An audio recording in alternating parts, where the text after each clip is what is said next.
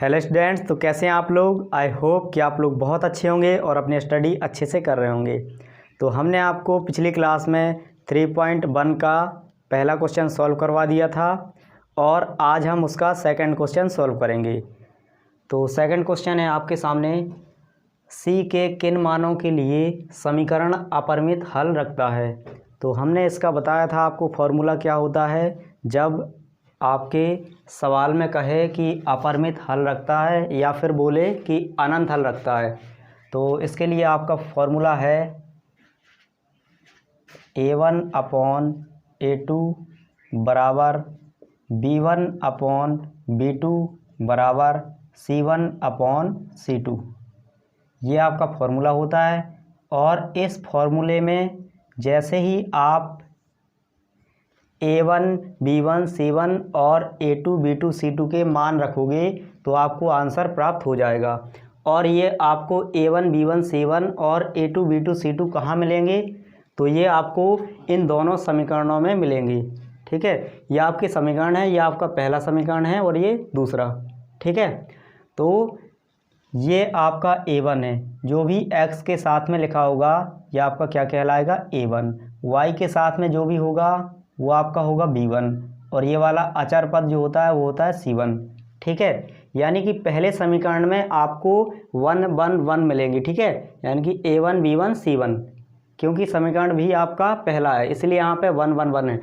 उसी प्रकार दूसरे समीकरण में आपको ये a2 b2 और c2 भी मिल जाएंगे। ठीक है, तो यहाँ पे x के साथ में जो लिखा हुआ है ये आपका a2 है और ये वाला आपका b2 है और ये c2। ठीक है, तो यहाँ से हम डायरेक्ट मान रखेंगे और इसमें आपको करना क्या है कि आपको जो x y लिखे हुए हैं इन्हें छोड़ देना है। ठीक है, उसके अलावा जो भी लिखा हुआ है वो सब लिखना पड़ेगा। ठीक है, तो इसमें हम वैल्यू रख देते हैं।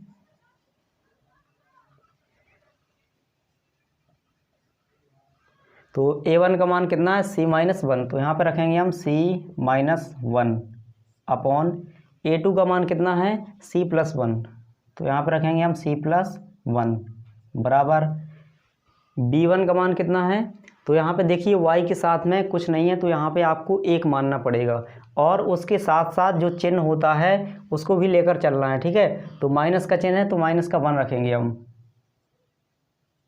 अपॉन b2 का मान क्या है, तो b2 का ये रहा, y को छोड़ देना है 1 - c लिखना है आपको। ठीक है, तो यहाँ पे 1 - c लिखा हमने।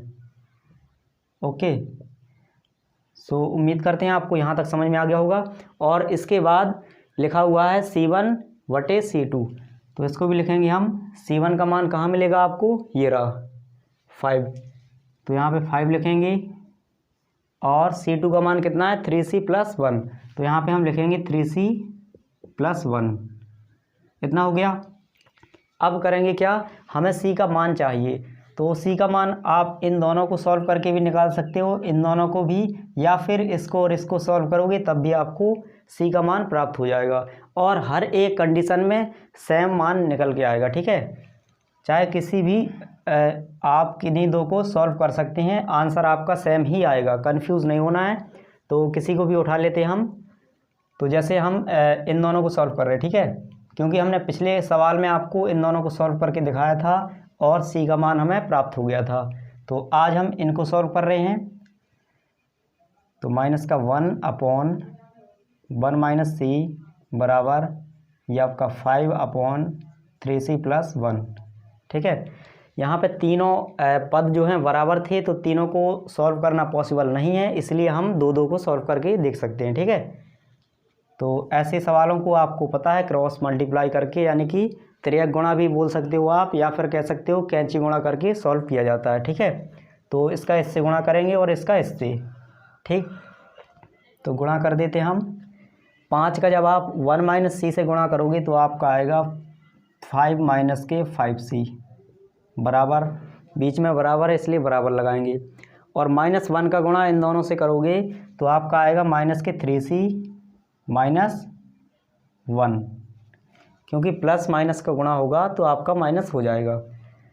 अब यहाँ पे हम पक्षांतर करेंगे तो सी वाले पदों को एक साइड कर लेते हैं और जो भी सी के अलावा हैं उनको दूसरे पक्ष में कर देते हैं, यानी कि left hand side and right hand side. तो यहाँ पे 3c को इधर लेके आ रहे हैं हम, तो माइनस का 5c प्लस का 3c। और आप इस बात को भली भांति जानते हैं कि जब भी पक्षांतर होता है तो चिन्ह परिवर्तित हो जाता है, इसलिए यहाँ पे माइनस का 3c था, इधर प्लस का हो गया, ठीक है।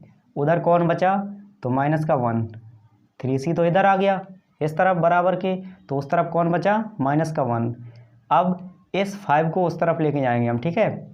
तो इस तरफ आएगा, ये प्लस का था तो माइनस का 5 हो जाएगा। अब यहाँ पे देखिए ये दोनों सी वाले हैं और ये बिना सी वाले हैं, तो सी वालों को सॉल्व कर सकते हैं हम चिन्ह को देख करके। एक माइनस है एक प्लस है तो हम घटाएंगे, यदि दोनों चिन्ह एक जैसे होते तो हम जोड़ देते हैं। तो 5 में से 3 घटाओगे तो माइनस का आएगा 2c बराबर, ये देखिए दोनों चिन्ह यहाँ पे सेम है, यानी कि ये भी माइनस का है ये भी माइनस का है, तो आपको यहाँ पे जोड़ना होगा। आप केवल बीच वाले चिन्ह को देख करके ये डिसाइड नहीं कर सकते हैं कि हमें घटाना है या जोड़ना है। कई बच्चे क्या करते हैं कि यहाँ पे माइनस देखा उन्होंने तुरंत घटा देते हैं, तो ये नहीं करना, आपको दोनों के सिंबल देखना है, दोनों के साइन देखोगे तो जब एक जैसे साइन होंगे तो आपको जोड़ना है, और यदि अलग अलग साइन है तो आपको घटाना है। तो दोनों एक जैसे हैं तो हम जोड़ लेते हैं, 5 और 1 6। लेकिन अगर हम माइनस के जोड़ेंगे तो माइनस का सिंबल लगाना पड़ेगा हमें, ठीक है। और देखिए अब यहाँ पे c का मान निकालना है, तो c बराबर लिखेंगे हम माइनस का 6 और ये नीचे चला जाएगा तो माइनस का 2, ठीक है। तो ये माइनस से माइनस कैंसिल हो जाएगा और 2 बन जा 2, 2 3 जा 6, तो यहाँ पे c इक्वल आ जाएगा 3 के, यानी कि c बराबर आ जाएगा आपका c बराबर 3। यही आपका इस सवाल का बेस्ट आंसर है। सो उम्मीद करते हैं कि आपको समझ में आ गया होगा, और यदि किसी प्रकार का डाउट है तो आप कमेंट सेक्शन में कमेंट करके पूछ सकते हैं, ठीक है। तो इसका जो दूसरा क्वेश्चन था वो हमने आपको सॉल्व करवा दिया है, और नेक्स्ट क्लास में आपको हम इसका थर्ड क्वेश्चन भी सॉल्व करवा देंगे। और यदि आपने हमारी पिछली क्लास नहीं देखी है तो उनको भी आप देख लेना। तो उम्मीद करते हैं आपको समझ में आ गया होगा, और यदि समझ में आ गया तो वीडियो को लाइक कर देना और चैनल को सब्सक्राइब कर लेना। धन्यवाद।